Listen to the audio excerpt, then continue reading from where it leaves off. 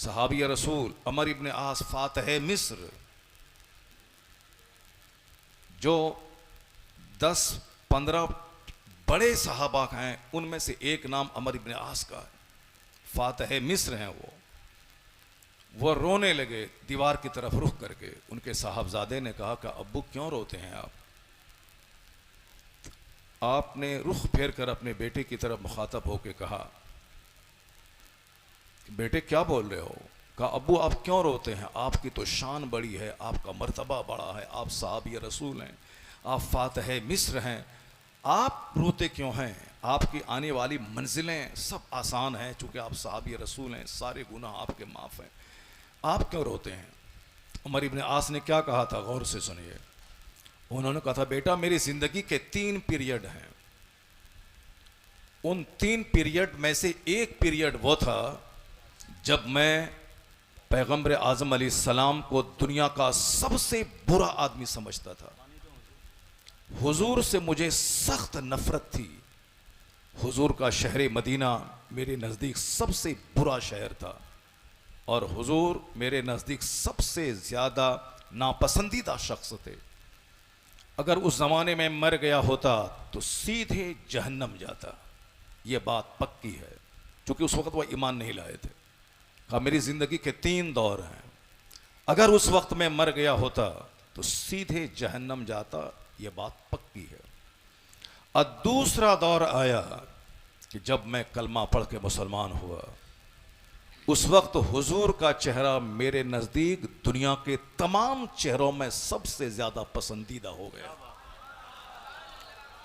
और हुजूर का शहर शहर मदीना तमाम शहरों में सबसे ज़्यादा मुझको महबूब हो गया। हम इतनी ताज़ीम मुस्तफ़ा की करते थे कि जी भर के आपका चेहरा नहीं देख पाते थे। अगर कोई मुझसे पूछे कि हुजूर के चेहरे अक़दस को बयान करो, नहीं बयान कर पाऊंगा, चूँकि हैबत की वजह से निगाहें झुकी रहती थी, मोहब्बत से सीना लबरेज था। हुजूर के एक इशारे पर सब कुछ कुर्बान करने को सहाबा तैयार थे। खरबों खरबों की दौलत मक्के में छोड़ के लोग मदीना आ गए हुजूर की मोहब्बत, अपने बाल बच्चों को लेकर मैदान जंग में चले गए सरकार की मोहब्बत। यहाँ तक कि औरतों का इश्क रसूल इतना पुख्ता हो गया कि शौहर शहीद हो गए, 4 जवान बेटे शहीद हो गए, कोई मलाल नहीं। ये आके कहती हैं सरकार आप सही सालिम हैं, सारी दुनिया सलामत है। सिर्फ खाली खोली इश्क मोहब्बत के नारे लगाने से काम नहीं चलेगा, ये है इश्क रसूल। 4 जवान बेटे शहीद हो गए मगर कोई मलाल नहीं है, मुस्तफ़ा सलामत हैं, सब कुछ सलामत है। शौहर शहीद हो गया मगर हुजूर सलामत हैं, सब कुछ सलामत है। औरतें अपने बच्चों को लेके आती थीं कि सरकार मेरे बच्चों को कबूल कर लीजिए, ये जिहाद का नजराना कबूल कर लीजिए। अमर इब्न आस कहते हैं कि उस ज़माने में अगर मैं मर गया होता तो मेरे लिए जन्नत पक्की थी। सुभान अल्लाह। उस दूसरा पीरियड जिस वक़्त हुजूर सबसे ज़्यादा महबूब थे और हुजूर का शहर सबसे ज़्यादा प्यारा था, हैबत व जलाल की वजह से आका के चेहरे पे निगाहें गाड़ के मैं नहीं देखता था। हुजूर का एक इशारा मिलते ही सब कुछ कुर्बान करने को तैयार था। वो ज़माना अगर मैं मर गया होता तो जन्नत मेरे लिए पक्की थी। अब कहते हैं, जरा गौर से सुनिए, उमर इब्न आस कहते हैं कि तीसरा पीरियड मेरी ज़िंदगी में आया। वो तीसरा पीरियड क्या आया कि मेरे कांधे पे कुछ जिम्मेदारियां रख दी गई, उमूर सल्तनत मैं मशगूल हो गया, यानी मैं गवर्नर बन गया। वो मिस्र के गवर्नर बन गए। वो कहते हैं कि मैं नहीं जानता कि मैं कितना अदल कर पाया, मैं उस जिम्मेदारी को कितना निभा पाया। अगर मैं मेरी नेकियां और जो मेरी कोताहियां हैं वो सब बराबर सराबर हो जाएं तो मेरे लिए नजात है। अल्लाह समद। मेरे सर पे जिम्मेदारियां आई जब मैं गवर्नर बन गया एक स्टेट का, मिस्र का, तो अब इस हालत में मैं हूं। अगर मेरी अच्छाइयाँ मेरी कोताहियाँ सब बराबर सराबर हो जाएं कि 50% अच्छाइयाँ 50% कोताहियाँ, तो मेरी नजात हो सकती है। बाकी अगर मेरी गिरफ्त हुई तो फिर मैं पकड़ा जाऊंगा। यह एहसासी जिम्मेदारी किसकी? कुल्लुम वअदल्लाहुल हुस्ना, जिसके बारे में कहा गया है कि सारे सहाबा से अल्लाह ने जन्नत का वादा कर लिया। और ये वो जलीलुल कद्र सहाबी हैं, 1,00,000 कमोबेश सहाबा में जिनका मकाम ऊंचा है, जिनकी फतह की खुशखबरी सुनने के लिए उमर फारूक जैसे खलीफतुल मुस्लिमीन कई किलोमीटर दूर तक पैदल चल के जाते थे कि कोई आए और बता दे कि मिस्र फतह हो गया। इतने बड़े सहाबी, जब सहाबी रसूल इस कदर सेंसिटिव और हसास हैं तो हमारा और आपका क्या हाल होगा?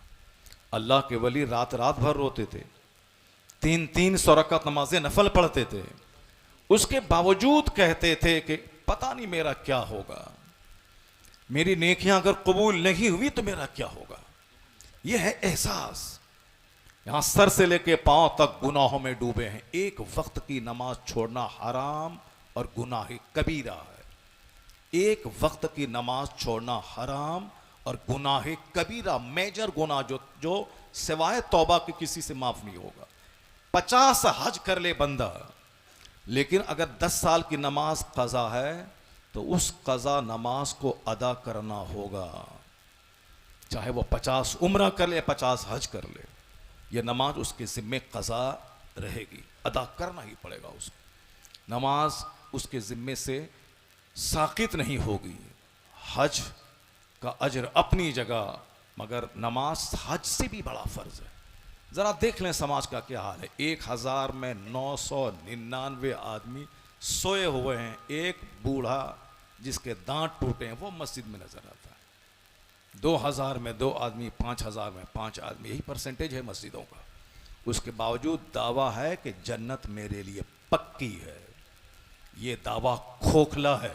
अमर इब्न आस रज़ी अल्लाह ताला अन्हु से सबक सीखिए कि वो जन्नती थे, कोई शक नहीं, सारे सहाबा जन्नती, उसके बावजूद ये एहसास। अब जरा गौर से सुनिए, कुरान शरीफ में एक आयत है, वो कुलूबुहुम वजिला, उनके दिल कांप रहे हैं। तो सैयदा आयशा रज़ी अल्लाह ताला अन्हा, सरकार की बीवी, हम मुसलमानों की मुक़द्दस माँ, वो कहती हैं कि क्या यह लोग जो कांप रहे हैं, जिनके दिल कांप रहे हैं, क्या उन लोगों ने ज़िना किया है? क्या उन लोगों ने चोरी की है? हुजूर कहते नहीं नहीं, वहुम युसल्लून व यसूमून, ये वह लोग हैं जो रोजा रखते हैं, ये वह लोग हैं जो नमाज पढ़ते हैं। उन्होंने चोरी और ज़िना नहीं किया है, मगर उसके बावजूद इस कदर डरते हैं कि कहीं मेरी नमाज अगर कबूल नहीं हुई तो मेरा क्या होगा, मेरे रोजे कबूल नहीं हुए तो मेरा क्या होगा। इसलिए आका फरमाते हैं कि कुरान में जो आया कुलूबुहुम वजिलतुन, यहां 5 नमाजें कज़ा है, फिर भी मोच पे ताव है कि जन्नत मेरी पक्की है और जन्नत मेरे बाप की जागीर है। किस कदर ख्याल काफिराना, किस कदर ख्यालात जाहिलाना। सहाबा कराम रो रहे हैं। उस्मान गनी साबिकुन अल अव्वलून में से हैं, जो सबसे पहले इस्लाम लाए।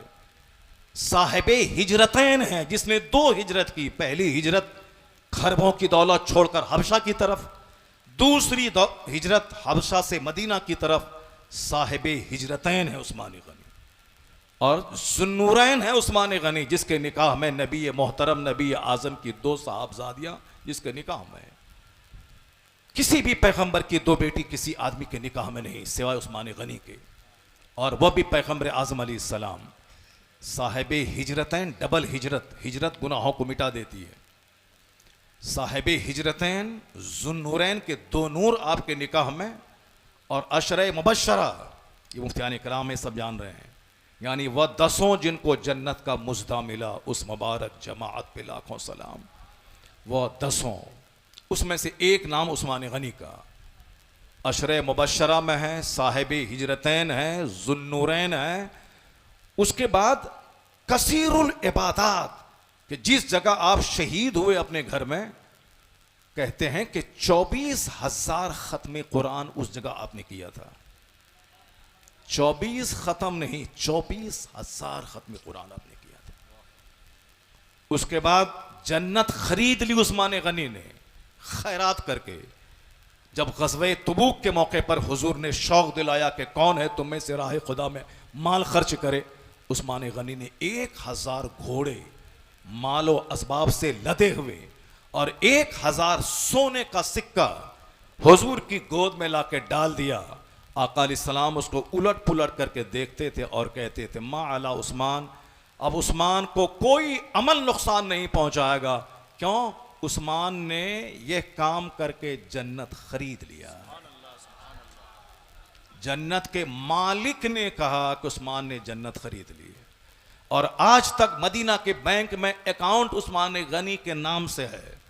वो इलाका जो बीर उस्मान गनी के कुएं का इलाका कहलाता है, बीर उस्मान, वो एक डिस्ट्रिक्ट ही है। वो आज तक वो सारी ज़मीन बाज़ाब्ता बैंक में वो अकाउंट में है, जितनी उसकी आमदनी के सारे पैसे फलाह बहबूद में खर्च होते हैं। वो उस्मान गनी जब मदीना आए थे, सिर्फ एक कुएं का पानी मीठा था, बाकी सारे कुओं का पानी खारा था। मुसलमान परेशान थे।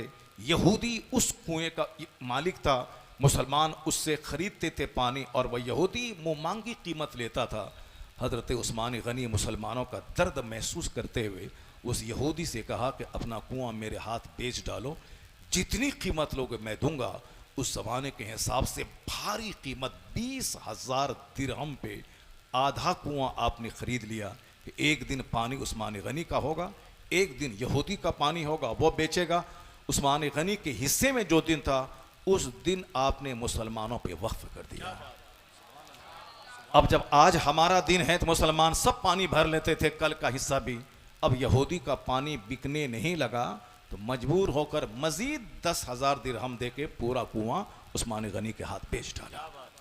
हज़रत उस्मान गनी रज़ी अल्लाह तआला अन्हु ने उस ज़माने में जो कारनामा अंजाम दिया, मैं सिर्फ एक आईना दिखाता हूँ कि किस कदर जन्नत खरीदी उन्होंने, किस कदर जन्नत खरीदी उसने। हम सर से लेके पांव तक अपने आप को मुसलमान कहलाने में शर्म महसूस होती।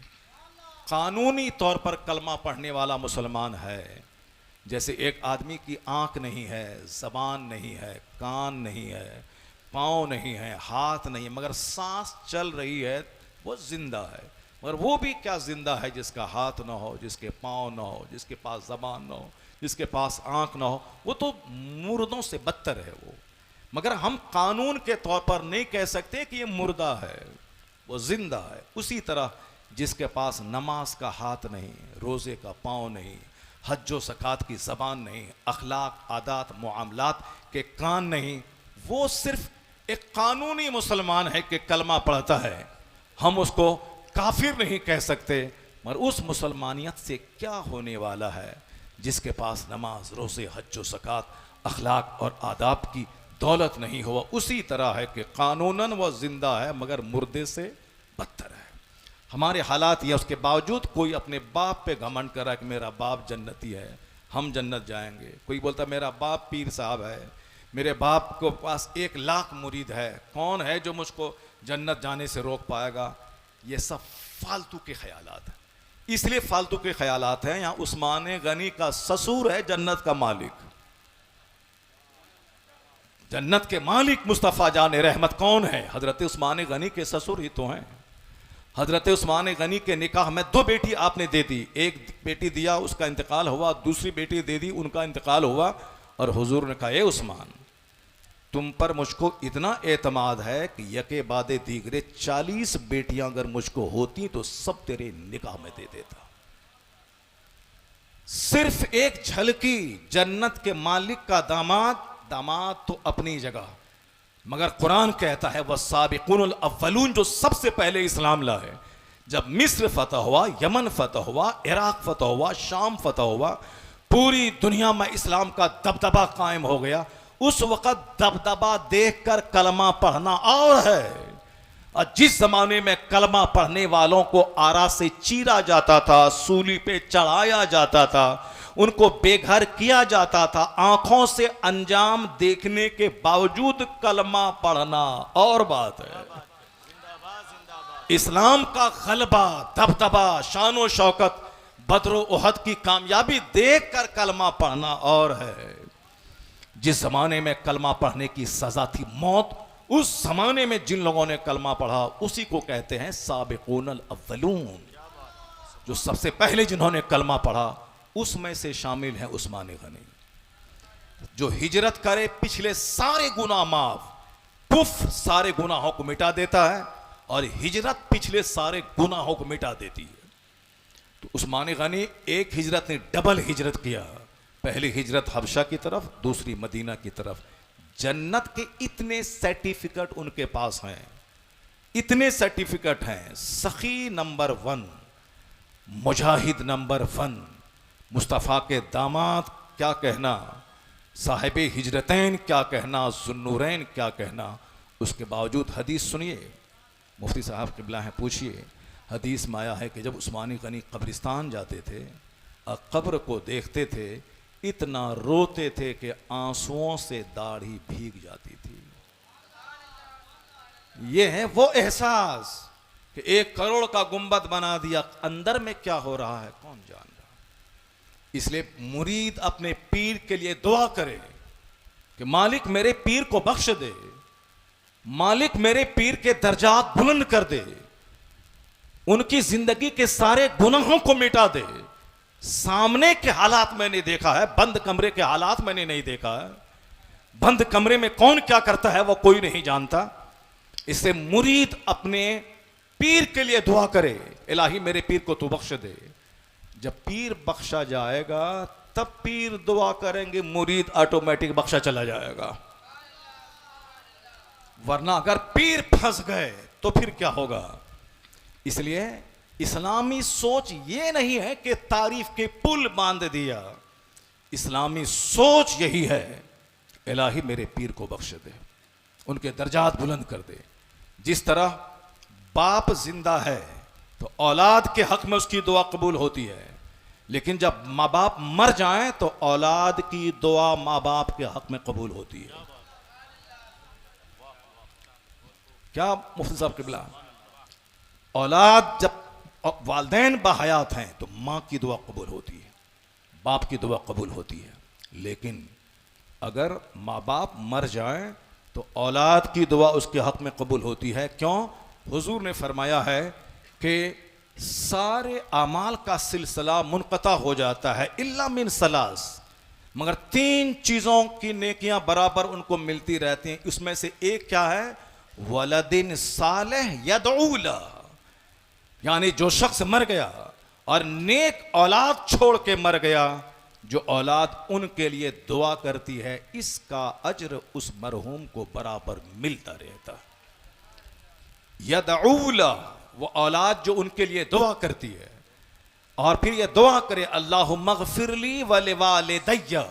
ये दुआ मुस्तफ़ा ने सिखाई कि तुम ये दुआ करो, अल्लाहुम्मा ग़फ़िरली व लिवालिदैया, ए अल्लाह मुझे बख्श दे, मेरे माँ बाप को बख्श दे।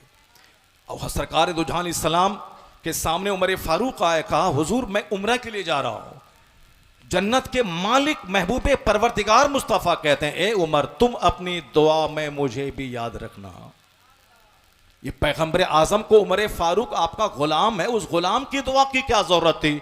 मगर हम जैसे गुलामों को सिर्फ ये बावर कराने के लिए कि दूसरों से दुआ करवाया करो, इसलिए हुजूर ने उमर फारूक से कहा कि तुम अपनी दुआ में मुझे याद रखना। इसलिए पीर कहें अपने मुरीद से कि बेटा तुम अपनी दुआ में मुझे याद रखना। ऐसा नहीं कि हम पीर हैं कि जाहिल मुरीद से हम क्या कहें। वो मगरूर पीर है जो अपने जाहिल मुरीदों से ये नहीं कहता कि तुम मेरे लिए दुआ करो। मेरे पीरो मुर्शिद खलीफे मुफ्ती आज़म हिंद बहुत ज़बरदस्त आलिम, बुखारी शरीफ तक सारे फ़न की किताबों को पानी की तरह पढ़ाते थे वो, चाहे मुल्ला हसन हो चाहे मीर कुतबी हो, कोई किताब हो, टफ से टफ फ़न है।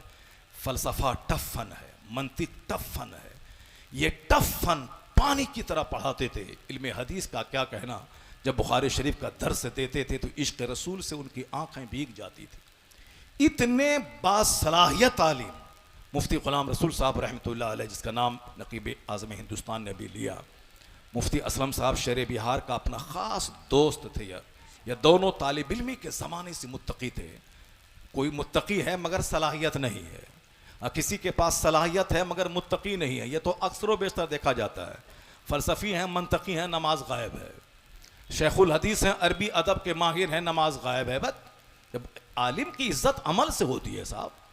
हजरत इमाम शाफी की माँ ने कहा, बेटा 9 हदीस जो तुम याद कर लिए हो पहले उस पर अमल करना, तब 10वीं हदीस याद करना। और यहां साहब सिर्फ हदीस रटने की एक होड़ मची है और अमल नदारत। आलिम 400 रकात नमाज नफल पढ़ने वाले आबिद से बेहतर होते हैं। क्योंकि मैं 400 रकात नमाज नफल पढ़ता हूं तो उसका फायदा सिर्फ मुझको मिलेगा। मैं साल भर रोजे रखता हूं तो उसका फायदा सिर्फ मुझको मिलेगा। मैं रोजाना एक खत्म रात, एक खत्म कुरान दिन में करता हूं, उसका फायदा मुझको मिलेगा। लेकिन एक आलिम की 1 मिनट की गुफ्तगू करोड़ों आदमी की सोच बदल देती है। कि एक आलिम का एक फतवा करोड़ों लोगों को गुमराही से बचा देता है। अगर वह आलिम बुरा रहा तो उसका एक जुमला करोड़ों आदमी के ईमान को तबाह बर्बाद कर डालता है। जैसे कासिम नानोतवी, रशीद अहमद गंगोही, अशरफ अली थानवी साहब लोगों ने जो हुजूर की शान में गुस्ताखियां की कि हुजूर का इल्म ऐसा है जैसा जानवर चौपाए का है, और शैतान और मलकुल मौत का इल्म देखकर ऐसा लगता है कि इनके इल्म की वुसअत तो नस्से कतई से साबित है, और फ़ख्र आलिम की वुसअत कौन सी नस से साबित है? ये वो जुमले हैं जो ईमान खोर जुमले, ये वो जुमले हैं जिसने करोड़ों आदमी के ईमान को लूट लिया, तबाह बर्बाद कर दिया। उसी जगह एक वो शख्स पैदा हुआ बरेली में जिसने 1000 के करीब किताबें लिखकर हमारे जैसे करोड़ों मुसलमानों के ईमान को बचा दिया। इसलिए रहे हिंदुस्तान में हजारों वाली, सबकी अजमत को मैं सलाम करता हूं। दिल्ली के 22 ख्वाजा हूं, 22 ख्वाजा का नाम हिट लिस्ट में है, लेकिन दिल्ली ख्वाजाओं का इलाका है। वो हजारों बुजुर्गान दीन औलिया सालिहीन की धरती है दिल्ली। बिहार की सरजमीन पटना, ये पटना शरीफ है, वो हर तरफ औलिया सालिहीन के मज़ारात है। पटना सिटी आप चले जाएं, मदीनतुल औलिया हैदराबाद, मदीनतुल औलिया अहमदाबाद, हिंदुस्तान औलिया सालिहीन की ज़मीन है। सबकी करामत को सलाम, सबकी इज्जत को सलाम, सबकी कब्र जो मकाम मुस्तजाब है जहाँ दुआ कबूल होती है, सबकी अजमतों को सलाम। लेकिन बेशुमार वाली अहमदाबाद में हैं जो वहाँ के लोगों के लिए फ़ायदा बख्श हैं। आप उनका नाम तक नहीं जानते हैं, उनके कारनामे को नहीं जानते हैं। लेकिन अगर आज आप गुस्ताखे रसूल के पीछे नमाज नहीं पढ़ते हैं, आप एक आशिक रसूल जो ठेला लगा के 10,000 रुपये महीना कमाता है, उनको अपनी खूबसूरत पढ़ी लिखी बेटी दे देते हैं कि इनका ईमान सलामत रहेगा, और दूसरी जगह गुस्ताखे रसूल जो 10 करोड़ महीना कमाता है, आप उसको अपनी बेटी नहीं देते हैं कि इनको देने का मतलब सारी जिंदगी जिनाकारी होगी, सारे बच्चे वलदुल हराम पैदा होंगे। यह सोच आपको किसने अता की? यह सोच किस दिल्ली के ख्वाजा ने अता की?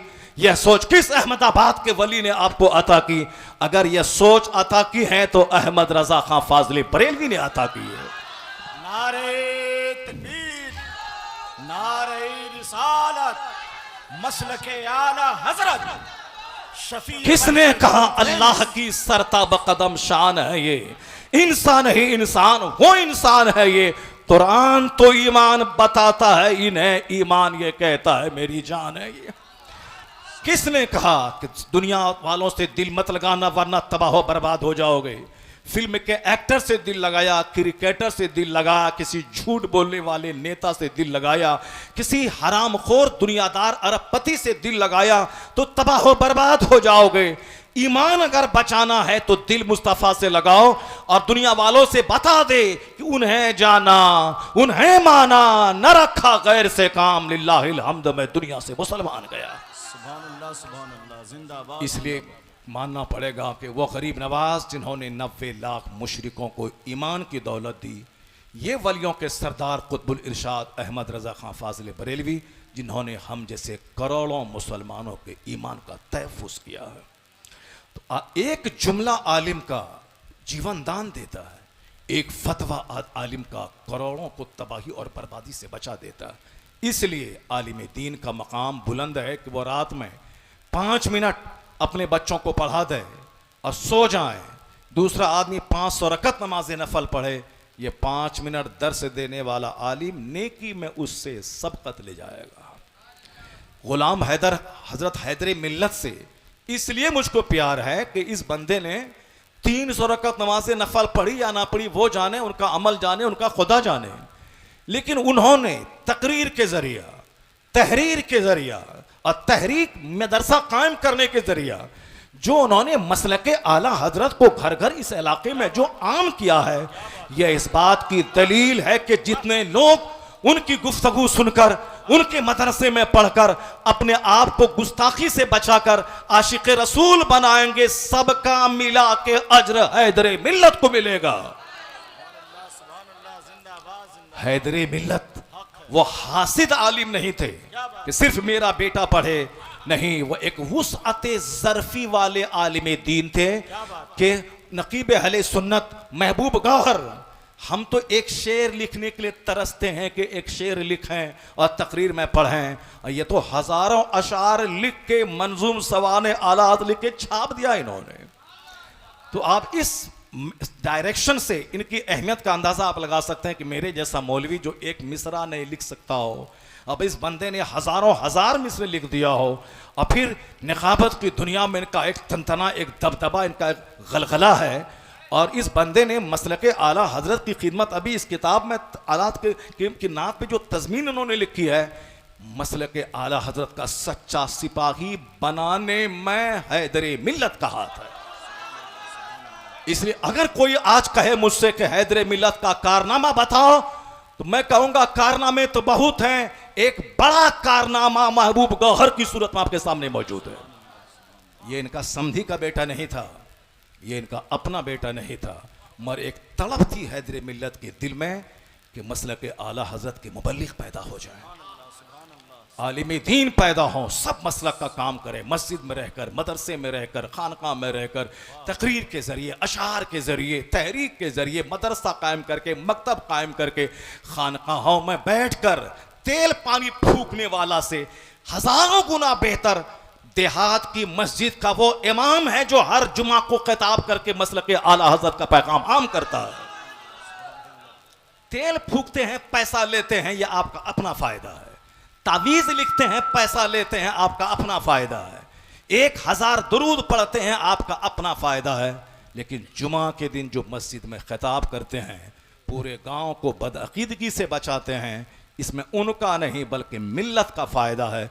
इसलिए आया है हदीस में कि जिसने फजर की नमाज पढ़ी, सुम्मा क़रअ बाब मिनल इल्म खैरुम मिन अल्फ़ रका, जिसने फजर की नमाज पढ़ने के बाद एक चैप्टर दीन का पढ़ लिया, 1000 रकअत नमाज नफल पढ़ने से बेहतर है। इसलिए आलिम दीन का मकाम बुलंद है कि चूंकि आलिम नाइब पैगंबर होते हैं, आलिम नाइब रसूल होते हैं। आपके पास 1000 एकड़ ज़मीन है, आप ज़मींदार हैं, आपके पास 50 फैक्ट्री है, आप बहुत बड़े इंडस्ट्रियलिस्ट और कैपिटलिस्ट हैं, आपके डीएम है, आपके पास एक डिस्ट्रिक्ट का इख्तियार आपके हाथ में है, डीएम है, मगर अगर गांव का गरीब आदमी का बच्चा अगर वो आलिम दीन है तो वो DM, SP, prime minister, president से बेहतर एक मनसब है।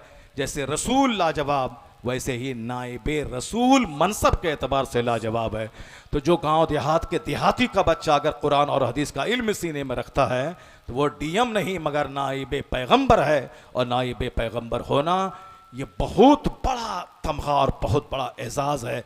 इसलिए बम्बई का खरबपति अपने अरबों के घर में एक बिहार के देहाती आलिम को बैठाकर पेशानी चूमकर, हाथ को बोसा देकर, पाँव को चूमकर कहता है कि मौलाना, मैं नहीं जानता कि तेरा बाप किसी के यहाँ हल चलाता है, मैं नहीं जानता कि तेरी माँ दूसरे के घर में पोछा लगाती है, मैंने जो एयरपोर्ट से रिसीव करके अपने 50 करोड़ की गाड़ी पे, 50 लाख की गाड़ी पे तुझको मैं अपने घर पे लाया हूँ, तेरी पेशानी चूमना सिर्फ इसलिए कि जिस नबी का मैं कलमा पढ़ता हूँ उस नबी का तू नाइब है, उस नबी की हदीस सुनाने आया है। हम लोग बिहार में पैदा हुए, हम लोगों का एक मामूल है आलिमों की ग़ीबत करना, आलिमों की शिकायत करना। नमाज मस्जिद में पढ़े, उसके बाद बाहर निकले, आलिमों की ग़ीबत है। हम लोग जुमा के दिन अपने इमाम को 1 रुपये का तोहफ़ा नहीं देते हैं। वो महाराष्ट्र के लोग हैं जो हर जुमा के दिन इमाम साहब से मिलकर 500-1000 रुपये का नजराना पेश करते हैं। हम लोग बिहार के लोग हैं जो इमाम साहब के हुजरे में फजर की नमाज पढ़ने के बाद गए, जो बेचारा शक्करपाला बिलास से लाया उसको भी खा लेते हैं। और वो बम्बई के लोग हैं जो अजवा खजूर एक एक केजी ला करके वो इमाम साहब को तोहफे में पेश करते हैं, वो पेश करते हैं। अभी मैं कलकत्ता में एक खिताब कर रहा था जुमा के दिन, मैं टाइम मेरे पास था, ट्रेन लेट से थी, मैं नमाज पढ़ने गया, खिताब किया, खिताब के बाद आया एक बंदा दौड़ के आया, उसने साहब एक बहुत बड़ा नोट मेरे हाथ में रख दिया कि हुजूर ये मेरी तरफ से तोहफा कबूल फरमा ले। अगर मैं बिहार में खिताब करता तो हुजूर आकर के हमसे कहता कि हुजूर अगर 100 रुपया है तो हमको दे दीजिए, आप हमको काम है। इलाके का बड़ा असर पड़ता है, आलिम खोर हैं हम लोग, आलिमों की गीबत, आलिमों की गीबत, जबकि मकाम आलिम का इतना बड़ा है। आज भी आंखों से देखिए आप, इस मुजफ्फरपुर का एक बच्चा जो अमेरिका में जाके पढ़ रहा है, यूरोप में ऑक्सफोर्ड कैम्ब्रिज में पढ़ रहा है, बैरिस्टर की डिग्री लेके आया आपके गांव में, आपके पास 1000 एकड़ ज़मीन, बच्चा ऑक्सफोर्ड से पढ़ के आया है। लेकिन क्या किसी की हिम्मत है जो कहे कि आप उस्ताद समंदर पार ऑक्सफोर्ड से पढ़ के आए हैं, चलिए जुमा की नमाज आप पढ़ा दीजिए और ये हज़ारों मुसलमान आपके पीछे नमाज पढ़ेंगे? नहीं, वो ना खुद जाएगा ना मुसलमान उसको आगे बढ़ाएंगे। अगर ज़मींदार वह धौंस दिखाते हुए अगर बेटे को मेंबर पे बैठा भी दिया, वो बेटा उसका वहाँ जाहिल और गोंगा बन जाएगा। लेकिन उसी मोहल्ले का मजदूरी करने वाले का बच्चा अगर बरेली शरीफ से आलिम बन के आ गया, वही मेंबर पे चढ़ता है, सर पे अमामा बांध कर, हाथ में असा लेकर खिताब करता है। बैरिस्टर नीचे, लायर नीचे, टीचर नीचे, दारोगा नीचे, फिलोसफर नीचे, जमींदार नीचे, मेंबर पे चढ़ा है कौन? जिसके सीने में कुरान हदीस का इल्म है, वो नाइब पैगंबर चढ़ा है। इस बात की दलील है कि चाहे 1000 दुनिया का इल्म आपके पास हो, एक आलिम से बड़ा कभी नहीं हो सकते, क्योंकि आलिम हकीकत में जो आलिम है वो नाइब रसूल है। अगर 18 साल का कोई आलिम हो, 80 साल का बूढ़ा दादा उसका हो, तो अखलाक का तकाजा है कि उस 18 साल जवान आलिम से वह पीछे चले। यह उम्र का एहतराम नहीं है, इल्म दीन का एहतराम है। तो आलिम दीन का मरसब बहुत बड़ा होता है। आलिम दीन कौम के लिए जीते हैं, आलिम दीन कौम के बच्चों को पढ़ाते हैं। आलिम दीन का मदरसा कायम करना, खिताब करना, किताबें लिखना, ये सारी बातें पब्लिक के लिए होती हैं। इसलिए आलिम का मकाम यह है कि जिस कलम से फतवा और किताब लिखा गया, क़यामत के दिन शहीदों के खून से उसके कलम के इंक को जब नापा जाएगा, तो कलम के इंक का वजन शहीदों के खून पे गालिब आ जाएगा। यह आलिम दीन का मकाम है। अब जरा गौर से सुनिए, हैदरी मिल्लत आलिम थे, हैदरी मिल्लत सूफी थे, हैदरी मिल्लत आशिक रसूल थे। और हैदरी मिल्लत की सबसे बड़ी खूबी यह है कि सरकार ताजुश शरिया ने खिलाफत से उनको नवाजा। और ताजुश शरिया ऐसे वैसे कोई खिलाफत नहीं देते थे। ताजुश शरिया जानते हैं आप, आला हजरत का पड़पोता, जिनके जनाजे में 1 करोड़ के करीब लोगों ने हाजिरी दी, जो 10 करोड़ कमोबेश जिनके मुरीद दुनिया भर में फैले थे। और आला हजरत के इल्म फ़न की यादगार ताजुश शरिया, मुफ्ती आज़म हिंद के तक़वा की यादगार ताजुश शरिया, जिन्होंने बिला खौफ लामत लाइम दीन की जो खिदमत की है, उसकी एक झलक 7 घंटे तक नरसिम्हा राव बरेली के सर्किट हाउस में बैठे रहे कि ताजुश शरिया से मेरी मुलाकात हो जाए। 7 मिनट नहीं, 7 घंटे तक, जबकि प्राइम मिनिस्टर का एक एक मिनट कीमती होता है। एक एक घंटे में कई कई जनसभाओं को संबोधित करते हैं प्रधानमंत्री। एक दिन में 10 मीटिंग अटेंड करते हैं। प्रधानमंत्री का एक एक मिनट कीमती होता। वो 7 घंटे तक बरेली के सर्किट हाउस में बैठे रहे और सिर्फ इस इंतजार में कि ताजुश शरिया से मेरी मुलाकात हो जाए, मैं उनसे दुआ ले लूं, आशीर्वाद ले लूं। उनका कासिद बार बार खानकाह बरेली आ रहा है कि हुजूर प्रधानमंत्री आपका वेट कर रहे हैं, आप इजाज़त दें तो वो यहाँ आए और आपसे मुलाकात करें। ज़रा आँख खोल के देखिए कि मेरे जैसा मौलवी जो मुखिया का झोला ढोता हो, अगरचे हम नहीं ढोते हैं, अगर मेरे जैसा मौलवी वार्ड काउंसलर, समिति, सरपंच, मेंबर, विधायक किसका झोला ढोता हो, तो ये मौलवी की हैसियत कुछ और है। हदीस माया है, वह मालदार अच्छा है जो आलिम दीन के दरवाजे पे हो, वो आलिम बुरा है जो हाकिम के दरवाजे पे नजर आए।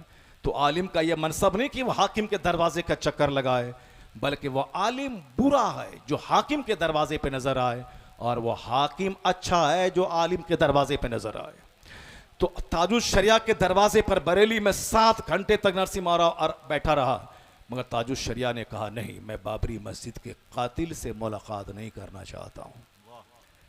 बाबरी मस्जिद के कातिल, चूंकि बाबरी मस्जिद उसी के दौर में शहीद हुई, नरसिम्हा राव की गवर्नमेंट थी दिल्ली में, कहा कि मैं बाबरी मस्जिद के कातिल से मुलाकात नहीं करना चाहता हूँ, और फिर मैं किसी हाकिम से क्या मुलाकात करूँ, बाप दादाओं से जो मसलक मजहब और दीन की जिम्मेदारी मैंने पाई है उसके अदा करने में मैं लगा हूँ, फुर्सत कहाँ है कि मैं किसी हाकिम से मुलाकात करूँ।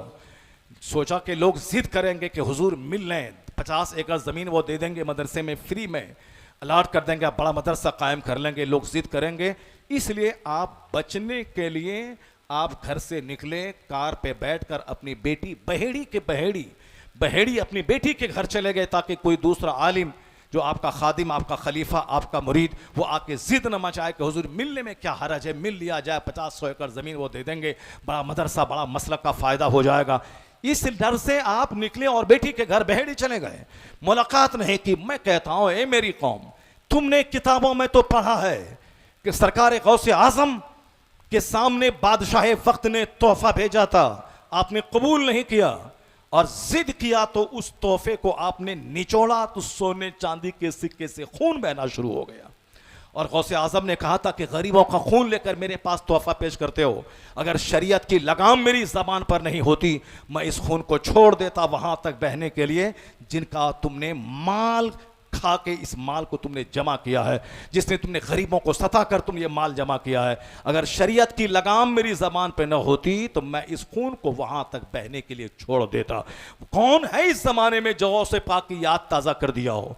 दाऊद ताई, जो अपने ज़माने का दुर्वेश, खलीफा हारून रशीद बगदाद का बाताज बादशाह, वो हजरत इमाम अबू यूसुफ के जरिए बीच में ला करके दाऊद ताई से मुलाकात करना चाहते, मगर दाऊद ताई मिलना नहीं चाहते।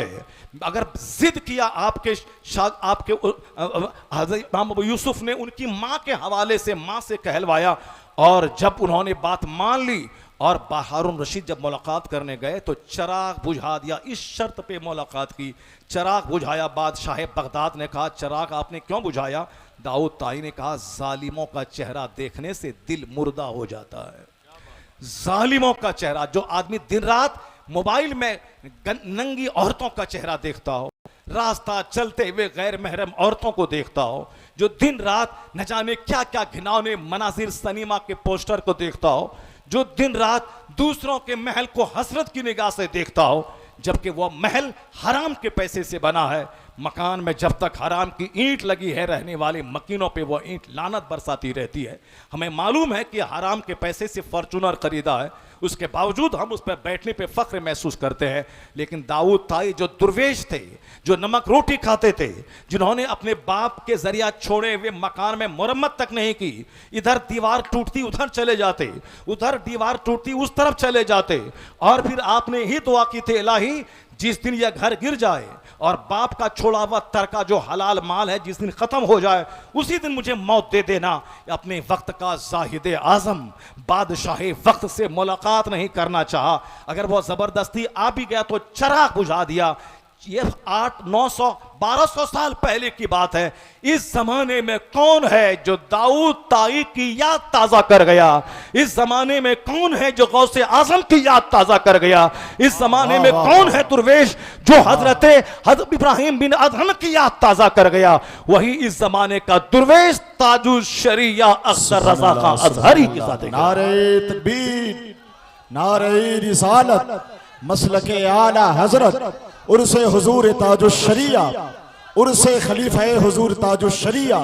सुभान अल्लाह। इहक़ाक़ हक इब्ताल बातिल, ये आलिम का तुर्रे इम्तियाज होता है कि आलिम हमेशा हक बोले, चाहे गर्दन पे तलवार लटकती रहे मगर वह हक बोले, वह मुंह देख कर बात ना करे, वह किसी दूसरों के दबाव में नहीं आए।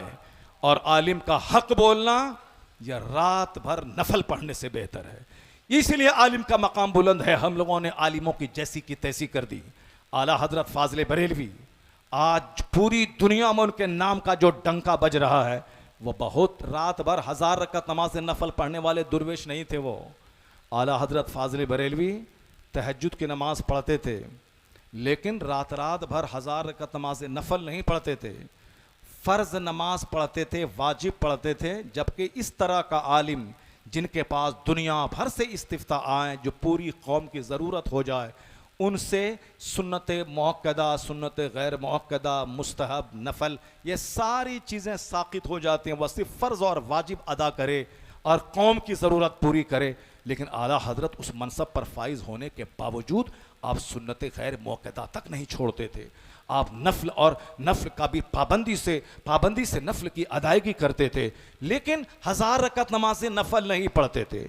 वह दुनिया भर के फितनों का डट के मुकाबला करने के लिए 24 घंटे में 2 घंटे सोने के लिए, बाकी फ़राइज़ व वाजिबात की अदायगी के लिए, उससे जो टाइम बचता था फितनों का मुंह बंद करने के लिए किताब लिखने में लगा देते थे।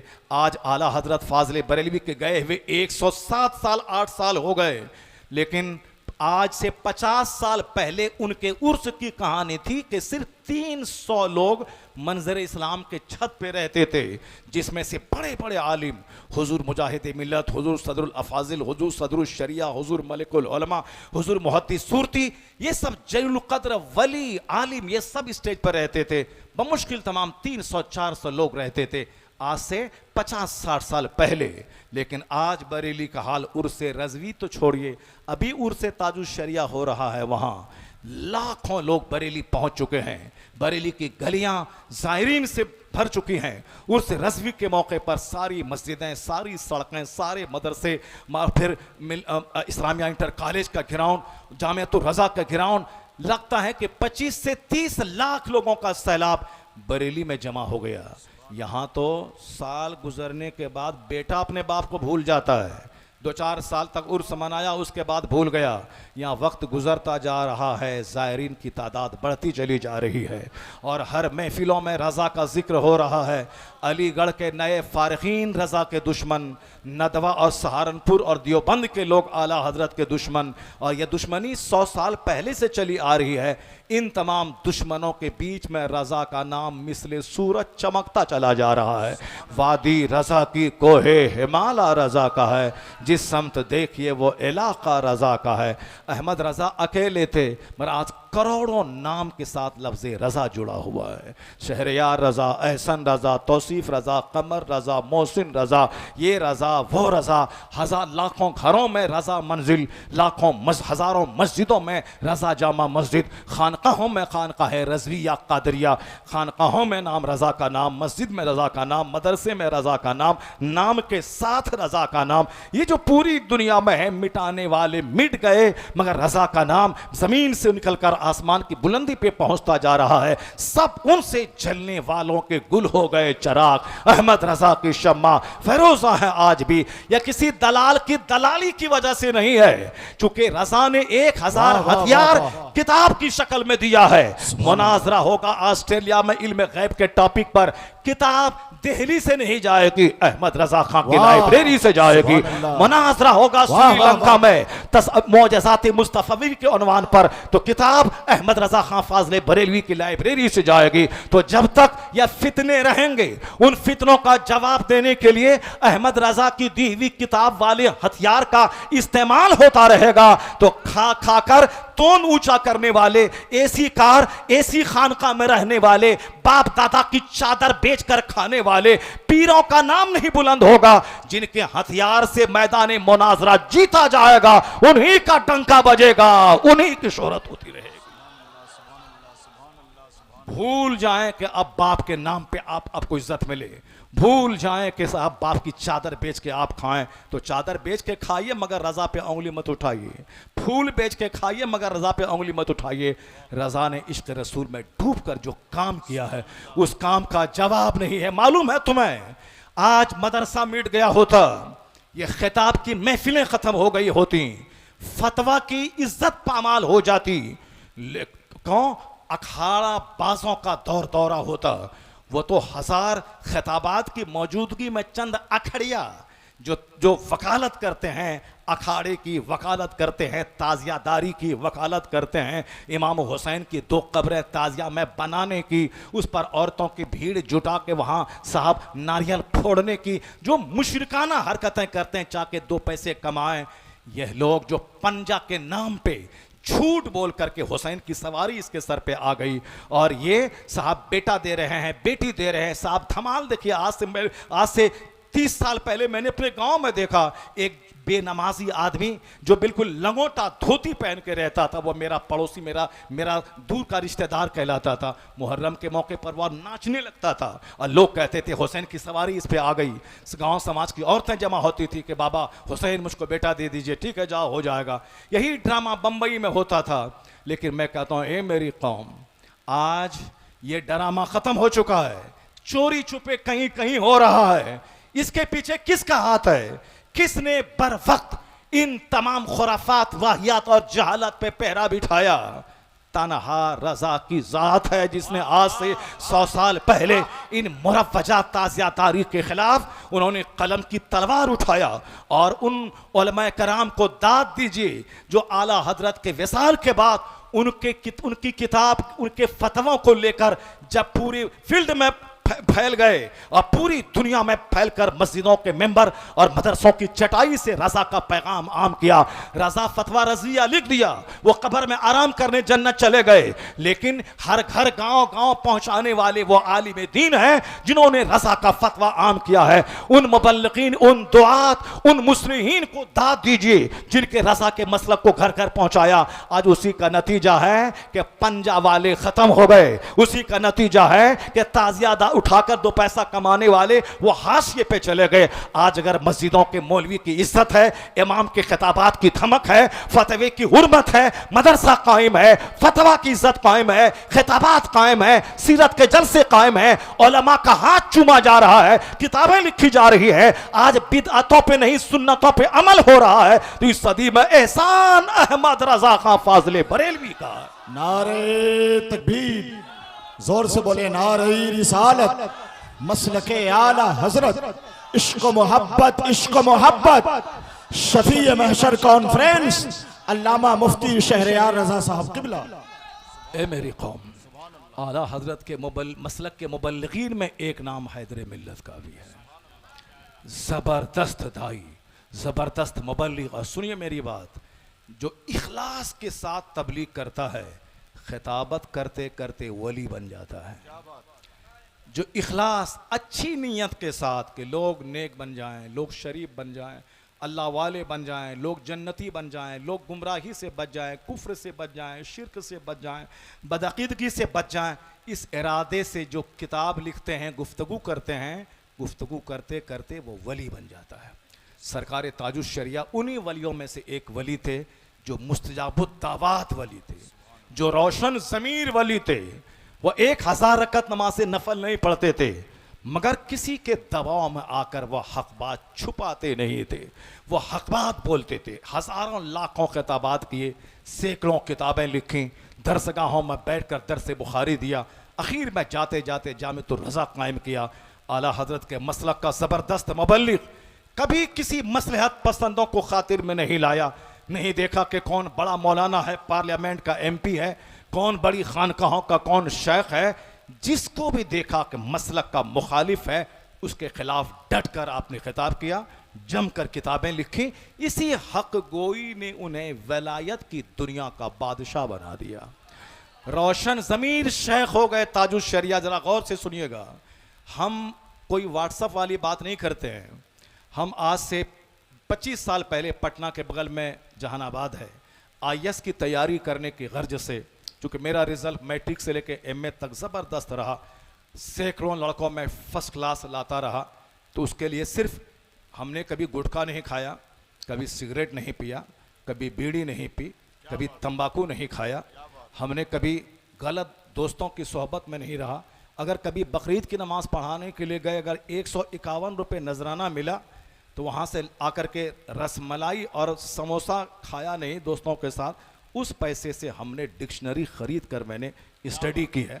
उस ज़माने में आज भी हमारे बच्चे मेहनत मशक्क़त करें, चाहे स्कूल कॉलेज में पढ़ने वाला हो, चाहे मदरसे में पढ़ने वाला, अगर कुछ करना है दुनिया में तो रोज़ाना कम से कम 12 से 15 घंटे घड़ी देखकर पढ़ना होगा। अगर आपने नहीं पढ़ा तो नहीं बुलंदी पे पहुंच पाएंगे। ताजुश शरिया 3 साल तक मिस्र में रहे, मगर दरियाए दजला के ब्रिज को नहीं देखा। वो दरियाए नील, वो दरिया नील जो मिस्र की मशहूर नदी जिसे आप जन्नती नदी कहते हैं, वो नदी नील कहाँ है? मिस्र में है। नील को नहीं देखा, कोहे तूर पहाड़ है मिस्र में, उस तूर को देखने नहीं गए, सिर्फ किताब देखा, दरसगाह देखा। रिजल्ट क्या निकला? अरब और अजम के कई लाख स्टूडेंट्स में आप मकामे इम्तियाज हासिल कर लिया। इसलिए अभी 1 महीना भी नहीं हुए हैं, रिजल्ट निकला है यूपीएससी का।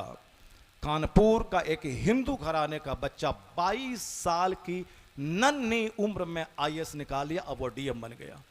सिर्फ 22 साल। अगर बच्चा भी 16 साल में मैट्रिक करेगा तो 18 साल में इंटर करेगा, 19, 20, 21, 22 साल में ग्रेजुएशन मुकम्मल होगा। पहले 3 साल का कोर्स था, अभी 4 इयर्स का कोर्स हो गया ग्रेजुएशन का। 22 साल में तो ग्रेजुएशन करेगा, फिर उसके बाद 5 साल बंदा तैयारी करता है यूपीएससी की, 18 घंटे पढ़ाता है, तब जाके वो यूपीएससी क्रैक करता है। ये 22 साल का लड़का फर्स्ट अटेम्प्ट में आईएएस क्रैक किया, वो अब सभी डीएम बनेगा। जब लोग उनसे पूछने आए उसकी माँ से कि तुम्हारा बेटा पढ़ता कैसे था, माँ बोली रोते हुए कि मेरा बेटा होली के दिन में सारा बच्चा होली खेलता था, ये किताब लेके सीढ़ी पर बैठ के पढ़ता था। मेरा बच्चा दीपावली के दिन पटाखा नहीं छोड़ता था, इसी सीढ़ी पर बैठ के पढ़ता रहता था। रूम में पढ़ता, जब उगता जाता सीढ़ी पे आके बैठ के पढ़ता था।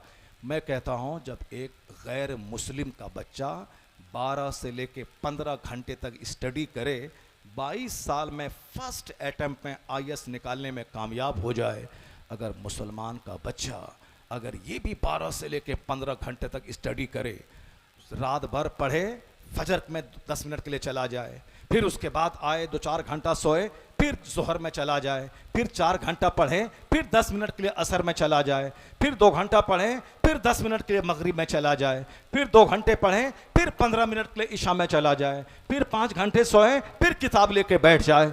क्योंकि इस्लाम में जो नमाज का टाइमिंग है, इशा के बाद फजर तक कोई नमाज फ़र्ज नहीं है, वह वक्त है आराम करने का। फजर से लेके जोहर तक कोई नमाज फ़र्ज नहीं है, वह वक्त है काम करने का। रात में सोया 8 घंटे, नमाज फजर में 10 मिनट, फजर से लेके जोहर तक काम किया 10 घंटे, पेट के लिए 10 घंटे, जन्नत के लिए 10 मिनट। नहीं होगा ऐसा कि सिर्फ पेट के लिए 10 घंटे गुजारें और 10 मिनट नमाज पढ़ने के लिए आने में आपको बोझ महसूस हो। नहीं होगा। जो फजर छोड़ेगा चेहरे का नूर मिटेगा, जो जोहर छोड़ेगा रोजी से बरकत खत्म होगी, करोड़ों कमाने के बाद वह कंगाल और भिखारी रहेगा। जो असर छोड़ेगा बदन से ताकत खत्म होगी, चाहे वह रोजाना 5 लीटर दूध पिए, चाहे वह 5 केजी संतरा और अनार खाए। नहीं होगा। जो असर की नमाज छोड़ेगा बदन से ताकत खत्म होगी, जो मगरिब छोड़ेगा औलाद से फरमा बरदारी खत्म होगी, जो ईशा छोड़ेगा नींद से राहत खत्म होगी। जरा देखें टाइमिंग, सोने के टाइम में कोई नमाज फर्ज नहीं, काम करने के टाइम में कोई नमाज फर्ज नहीं। 10 मिनट पेट के लिए, 15 मिनट जन्नत के लिए। 10 घंटे पेट के लिए आराम करें, 10 मिनट फजर में चले जाएं जन्नत के लिए। जो इस हिसाब से करेगा, इधर से मेहनत चलेगी, उधर से नमाज की बरकत चलेगी, कामयाबी कदम चूमेगी। ऐसा नहीं होगा ये मुजफ्फरपुर वालों कि हम यहां से अजमेर चले जाएं कि बाबा सुल्तानुल हिंद मेरे बेटे को डीएम बना दीजिए, मेरे बेटे को फिलासफर बना दीजिए। नहीं होगा। अगर हम आम का पेड़ लगा दें, चले जाएं कि बाबा मेरे आम के पेड़ में सेब लगा दीजिए। गरीब नवाज कब्र से निकलकर 2 तमाचा मार के भगा देंगे। क्या तुम नेचुरल सिस्टम के खिलाफ काम करने कहता है? ये तो नेचुरल सिस्टम है कि आम के पेड़ में आम, लीची के पेड़ से लीची, कटहल के पेड़ से कटहल, धान लगा के धान, गेहूं लगा के गेहूं, मक्के लगा के मक्की। ऐसा नहीं होता है। चाहे संडीला से हो, चाहे बरेली से हो, मसौली से हो, बेलग्राम से हो, किचोचा से हो, और जहां से भी हो। मैं बरेली शरीफ से वाबस्ता हूं, आला हजरत के सिलसिले से मैं मुरीद हूं। उसी सिलसिले की खिलाफत इजाजत ताजुल शरिया से मुझको हासिल है। मगर मैं फिर भी कहता हूं, बरेली से 1 लाख तावीज ले आओ और आम के पेड़ में लगा दो और ये कहो कि इससे लीची निकलेगी। ऐसा नहीं होगा। ऐसा नहीं होगा। नहीं होता है। हाँ, लीची के पेड़ में फल नहीं हो रहा है, वह फल खट्टा हो रहा है। तब लाओ बरेली और संडेला से तावीज, उसमें लगा दो, उसका फायदा होगा कि जो फल खट्टा होने वाला है वह मीठा हो जाएगा। ये तो हो जाएगा, लेकिन ये नहीं होगा कि लीची के पेड़ से सेब निकल जाए। ये नहीं होगा। लगे हाथों सुन ले, जो बच्चा मैट्रिक में 90% नंबर लाया, इंटरमीडिएट में 95% नंबर लाया, ग्रेजुएशन में 99% नंबर लाया, मेहनत में कोई कमी नहीं की, पहले 8 घंटे पढ़ता था, 12 घंटे पढ़ने लगा, फिर 15 घंटे पढ़ा, ये चला जाए अजमेर, कहे बाबा मैंने मेहनत में कोई कमी नहीं की है, मैंने 12-15 घंटे मैंने स्टडी की है, तो बाबा सिर्फ आपकी नजरे करम का मैं भिखारी हूं, आप दुआ फरमा दें, इधर से मेहनत चलेगी, उधर से गरीब नवाज अपनी कब्र में हाथ उठा देंगे, कामयाबी कदम चूमेगी। जिसके पास मेहनत है, खुदा की रहमत नहीं है, उसके मुकाबले में मुस्तफा का गुलाम जिसके पास मेहनत भी आ जाए, खुदा की रहमत भी शामिल हो जाए, हर फील्ड में काफिर पीछे रहेंगे, गुलाम मुस्तफा आगे बढ़ जाएगा। जवाब नहीं है। बहुत अच्छे हजरत, जिंदाबाद जिंदाबाद, नारा लगाओ। वाह वाह वाह वाह वाह वाह वाह वाह। इसलिए ए मेरी कौम, ए मेरी कौम, मैं तुमसे कहता हूँ, अपने बच्चों से मैं कहता हूँ, सिर्फ उस्ताद का पाँव दबाने से इल्म नहीं आता है, सिर्फ उस्ताद का कपड़ा साफ करने से इल्म नहीं आता है, सिर्फ उस्ताद के चप्पल में पॉलिश करने से इल्म नहीं आता है। 10 घंटे पढ़ो और 10 मिनट का टाइम निकाल के उस्ताद का पाँव दबा दो। 10 घंटे किताब पढ़ो, 10 मिनट का टाइम निकाल के उस्ताद का कपड़ा साफ कर दो। इससे उस्ताद का दिल खुश होगा, दुआ मिलेगी, उधर से मेहनत चलेगी, इधर से उस्ताद की दुआ चलेगी, कामयाबी कदम चूमेगी। तुम फ़कीर बन जाओगे, मुहद्दिस बन जाओगे। बहुत सब सड़ियल सब लड़का जो खैनी लगाता रहा, उस्ताद की खैनी लटाता रहा, कपड़ा धोता रहा और साहब उसके चप्पल में पॉलिश करता रहा और पान दुकान से ला के खिलाता रहा, चूना लगाता रहा, कत्था डालता रहा, वो कत्था लगाता ही रह गया, मुफस्सिर मुफक्किर खतीब नहीं बन पाया। क्यों? उस्ताद की दुआ मिली, जन्नत मिलेगी उसको, उस्ताद की खिदमत की नेकी मिलेगी, मगर इल्म में मिलेगा मुताला करने से। इसलिए मसलक आला हजरत यही है, जो बोले किसी फातिहा दिलाओ, उर्स करो, चादर चढ़ाओ, संदल चढ़ाओ, कब्र को धो के पी जाओ, जितना पीना है 5 बाल्टी कब्र को धो के पी जाओ। अगर वो ये बोले कि साहब नमाज पढ़ना से क्या होता है, ये सब बुजुर्गान दीन नजर करम फरमा देंगे, जन्नत मिल जाएगी, वो भी जहन्नम का रास्ता चुना है। चूंकि जो नमाज छोड़ेगा उसको कोई नफल उसका कबूल नहीं होगा। हदीस में आया है क़यामत के दिन सबसे पहला सवाल नमाज का होगा। अगर बंदा नमाज का जवाब देने में नाकाम रहा, फ़क़द ख़ाब व ख़सर, हिलाक और तबाह बर्बाद हो गया। नमाज का जवाब देने में कामयाब हुआ, फ़क़द अफ़लह व अंजह, कामयाब और बामुराद हो गया। ज़रा गौर से सुनिए, जो बोले वहाबी नजदी सिर्फ नमाज पढ़, चादर पोशी हराम, फूल चढ़ाना हराम, मुहर्रम का खिचड़ा हराम, रजब के छठी शरीफ की बिरयानी हराम, वो भी जहन्नमी है। जो नमाज रोजे की वकालत करे और ये नफल मुस्तहब कामों की मुखालफत करे, वो भी गलत रास्ता चुना है। और जो मिलाद, फातिहा, जुलूस मोहम्मदी, मुहर्रम का खिचड़ा, गरीब नवाज की छठी, गौसे आजम के बकरे की वकालत करें और बोले नमाज पढ़ने से क्या होता है, ये भी जहन्नम का रास्ता है। और जो बोले सिर्फ नमाज पढ़ो, मिलाद फातिहा हराम है, वो भी जहन्नम का रास्ता है। तो जन्नत का रास्ता है कौन? जन्नत का रास्ता यह बीच का रास्ता, जिसको मसलक आला हजरत कहते हैं कि नमाज भी होगी, नियाज भी होगी, रोजा भी होगा, जुलूस मोहम्मदी भी निकाला जाएगा, गौसे आजम का बकरा भी ज़बा होगा और फिर फराइज़ व वाजिबात की भी अदाई होगी। नमाज पहले, नफल बाद में, नमाज पहले, जुलूस बाद में, नमाज पहले, 11वीं का बकरा बाद में। और जो ये फर्ज अदा करे, नफल अदा करे, वही सीधे रास्ते पे चल के जन्नतुल फिरदौस पहुंच जाएगा। इसी का नाम मसलक अहले सुन्नत है, इसी का नाम मसलक आला हजरत है। यही मसलक आला हजरत। इससे हट के अपनी फिक्र लगाने से काम नहीं चलेगा। जो बात कुरान की है वो सच्ची है, जो बात हदीस की वो बस। जाते जाते एक बात मैं कहता हूँ, कसरत दीन की खिदमत से बंदा मुस्तजाबुद दावत हो जाता है और बंदा रोशन ज़मीर हो जाता है। पीर रोशन ज़मीर, पीर रोशन ज़मीर। रोशन ज़मीर का मतलब दिल इतना रोशन हो जाए कि सामने वाला आए, ये आंख बंद करे, उनके दिल की सारी बातों को पढ़ ले। इसको पीर रोशन ज़मीर कहते। ये बातें कब पैदा होती हैं? कसरत इबादत से, गुनाहों से बचने से और दीन की खिदमतों से। मैं जिस मोहल्ले में रहता था जहानाबाद में, उस मोहल्ले का एक आलिम मुझे बताया कि मेरे इलाहाबाद में जहाँ वो रहते थे, कहा मेरे मोहल्ले का एक शख्स अपनी बीवी के साथ ताजुश शरिया से मुरीद होने के लिए बरेली गया। जरा गौर से सुनिएगा, ताजुश शरिया से मुरीद होने बरेली गया। ताजुश शरिया से सारे लोग मुरीद होना चाहते थे, आवाम खवास सारे लोग मुरीद होना चाहते थे।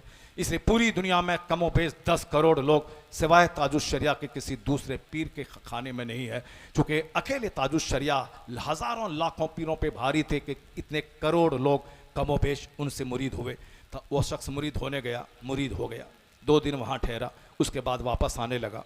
तो उसने सोचा कि चलो हज़रत को नजराना पेश करें, उसके बाद वापस घर जाएं। लेकिन पास में पैसे नहीं थे। इतना पैसा था कि जो बरेली से इलाहाबाद तक पैसेंजर ट्रेन का किराया हो सकता था, उतना ही पैसा उनके पास था। मियाँ बीवी दोनों हैं, किराए के लायक पैसा है, नजराना भी देना है, बग़ैर नजराने के तो जाना नहीं है, चूँकि बुजुर्गान दीन का तरीक़ा है वो। मगर वो कहा कि आप कैसे क्या होगा? कहा चलो टीटी से मिन्नत समाजत कर लेंगे, लेकिन हम नजराने पीर साहब को देंगे। जरा गौर से सुनिए मेरी बात, किस तरह एक आलिम दीन कसरते दीन की खिदमत से मुस्तजाब दावत रोशन ज़मीर शेख हो जाते हैं। ताजुश शरिया खिताबत और तहरीर और दरस व तदरीस, नमाज़ों की पाबंदी और औराद व वज़ाइफ से लोग उनको मुल्ला जी कहते हैं। आला हजरत को भी बहुत सारे लोग कहते हैं मौलाना है, मगर वली और कुतुब नहीं है। तो हम क्या कह सकते हैं? ये छोकरा आज का आला हजरत को वली नहीं मानता है। मगर अली हुसैन अशरफी मियां रहमतुल्लाह अलैह जो अपने ज़माने के वली थे, उसने खिचोछा में वज़ू करते हुए जब रोना शुरू किया, मुहद्दिस आज़म हिंद ने पूछा हुजूर क्यों रो रहे हैं? क्या किसी जहरीले कीड़ा ने काटा है? कहा कीड़ा ने नहीं काटा है, बल्कि मैं देख रहा हूं कि फरिश्तों के कांधे पर कुतुबुल इरशाद अहमद रजा का जनाजा जा रहा है। इधर यहां 25 सफर 1340 हिजरी जुमा के दिन 2:38 पे ये वाकया बयान कर रहे हैं। उधर उसी वक्त में आला हजरत की रूह बरेली शरीफ में परवाज कर रही है। ये वली कहते हैं कि वलियों के सरदार का जनाजा फरिश्तों के कांधे पे देख रहा हूं। क्या मतलब हुआ? मतलब हुआ वली वली को पहचानते हैं। और आज का अगर कम पढ़ा लिखा अगर मौलवी आला हजरत को सिर्फ आलिम माने, वली नहीं माने, ये उनकी कोताहबीनी है। अब जरा सुनिए ताजुश शरिया, ये तजर्बा, बिल्कुल फैक्ट तजर्बे की रोशनी में उन्होंने क्या कहा कि चलो हजरत से मुलाकात कर लेते हैं, नजराने दे देते हैं, उसके बाद जो होगा ट्रेन पे समझ लेंगे। वो आया। पीरों का तरीका है कि ला मना ला तमा ला मना ला जमा। बुजुर्गान दीन पीरान कबार बहुत मुरीदों की दौलत पे ललचाई निगाह नहीं डालते हैं। अगर बगैर लालच के कोई नजराना दे दे तो मना भी नहीं करते हैं, और अगर ले लें तो दांत से पकड़ पकड़ के जमा भी नहीं करते हैं। जामे तू रज़ा उसकी मिसाल है, पैसे से दिन की खिदमत करते हैं। ताजुश शरिया ने उसी उसूल पर अमल करते हुए जो भी नजराने देते थे वह ले लेते थे। महफिल में सैकड़ों मुरीदीन थे, सब ने नजराने दिया, सबका नजराना कबूल कर लिया, किसी का लौटा के नहीं दिया। लेकिन ये इलाहाबाद का मुरीद जब नजराना देना दिया, हजरत ने कबूल कर लिया, उसके बाद ये कहते हुए लौटा दिया, इसे मेरी तरफ से रख लो, सफर में काम आएगा। सुभान अल्लाह सुभान अल्लाह सुभान अल्लाह सुभान अल्लाह। ये मेरी तरफ से रख लो, सफर में काम आएगा। वो मुरीद चिंगा चीख मार के रोना शुरू कर दिया। कहा कौन जाने के ताजुश शरिया कौन है? मेरा पीर रोशन ज़मीर है, मेरा पीर रोशन ज़मीर है। सबों के नजराने लिया, किसी का लौटा के नहीं दिया। मेरे सफर का खर्चा मेरे पास नहीं था, हजरत ने लौटा के कहते हुए कि सफर में काम आएगा। यह इस बात की दलील है कि ताजुश शरिया खुश्क आलिम नहीं, अपने जमाने की कुतुब का नाम है, अपने जमाने के वली कामिल का नाम है, रोशन ज़मीर शेख का नाम है। अल्लाह समद ताजुश शरिया को दीन की खिदमतों ने और आतो वज़ाइफ की पाबंदी ने मसलक पर मजबूती से कायम रहने की वजह से रोशन ज़मीरी का मकाम हासिल है। तो हम हैदरे मिल्लत को हमने ही नहीं देखा, देखे होंगे, हमने करीब से नहीं जाना। इतना ही जानते हैं कि रोशन ज़मीर शेख ताजुश शरिया ने खिलाफत से नवाजा। यह इस बात की दलील है कि एक वली अपनी निगाहों से जानते थे कि हैदरे मिल्लत के आला हज़रत का मुबल्लिग भी है और अपने ज़माने का वली भी है। अल्लाह तबारक व तआला हमको और आपको सबों को सरकार ताजुश शरिया के सदक़े हमें आशिक़ रसूल बनाए, हमें अपने दीन ईमान के तहफ़्फ़ुज़ की फ़िक्र अता फ़रमाए। मैंने इब्तदाई तौर पर जो कहा था कि इतने बड़े लोग, इतनी बड़ी फ़िक्रें, हम लोग छोटे लोग हैं, हमें उनसे ज़्यादा फ़िक्र करनी चाहिए, मगर उनकी फ़िक्र का करोड़वां हिस्सा भी हमारे पास नहीं है। इसलिए फ़िक्र करें अपने ईमान के तहफ़्फ़ुज़ की, अपने अक़ायद की, अपने अमाल की। सिर्फ जज्बाती गुफ्तगू ना हो, खाली खोली नारा ना हो, बल्कि उस नारे में दम होना चाहिए, उस नारे में वज़न होना चाहिए। अल्लाह अपने बाल बच्चों को पढ़ाएं लिखाएं, खूब मेहनत करवाएं, अच्छा आलिम बने, अच्छा डीएम बने। हर शोबे में अच्छे लोगों की ज़रूरत है। अच्छे लोग मेहनतों से बनते हैं और अल्लाह से दुआ करने से बनते हैं। तो हमारे पास दोनों दौलत रहनी चाहिए, खुदा की रहमतों की, अल्लाह से दुआ करने की और मेहनत व मशक्क़त करने की। अल्लाह ताला हुजूर हैदर मिल्लत की कब्र में रहमत व नूर अता फरमाए, उनके दर्जात बुलंद फरमाए, उनके लिए आने वाली सारी मंजिलें आसान फरमा दे, बिला हिसाब व किताब अल्लाह उन्हें जन्नत में जगह अता फरमा दे। अल्लाह ताला हम सबों को भी मरते दम तक कुछ न कुछ मसलक हक़ की खिदमत करते रहने की तौफ़ीक़ अता फरमाए। आमीन। व आखिरु दाअवाना अनिल हम्दुलिल्लाह। शुक्रिया हुजूर।